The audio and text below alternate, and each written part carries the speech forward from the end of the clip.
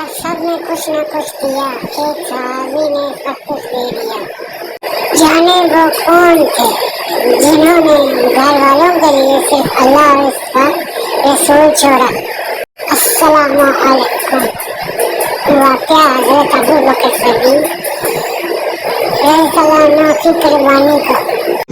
ایک بار رسول صلی اللہ علیہ وآلہ وسلم نے مدینہ میں اعلان فرمایا کہ غزوہ تبوک کے لیے مالی امداد کی ضرورت ہے۔ ہر صحابی اپنی استطاعت کے مطابق لایا۔ حضرت عمر رضی اللہ عنہ نے سوچا کہ آج میں صدقۃ لے جاؤں گا اور آدھا مال گھر سے لے آئے۔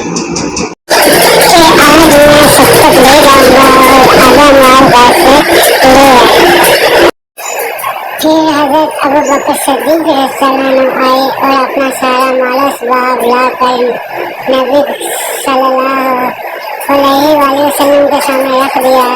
رسول اللہ صلی اللہ علیہ وآلہ وسلم نے پوچھا، اے ابو بکر، اپنے گھر والوں کے لیے کیا چھوڑا؟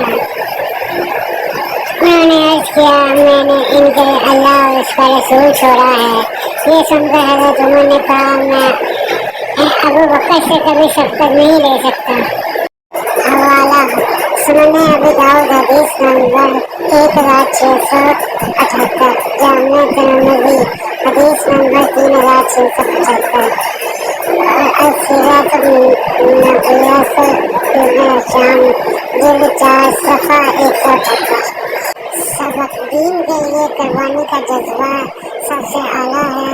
جو شخص اللہ اور اس کے رسول پر کامل یقین رکھتا ہے وہ دنیاوی فکر سے آزاد ہو جاتا ہے۔ اگر آپ کو یہ اسلامی قصہ پسند آیا ہے تو ویڈیو کو لائک کریں، شیئر کریں اور کمنٹس میں بتائیں یہ آپ کو کیسا لگا۔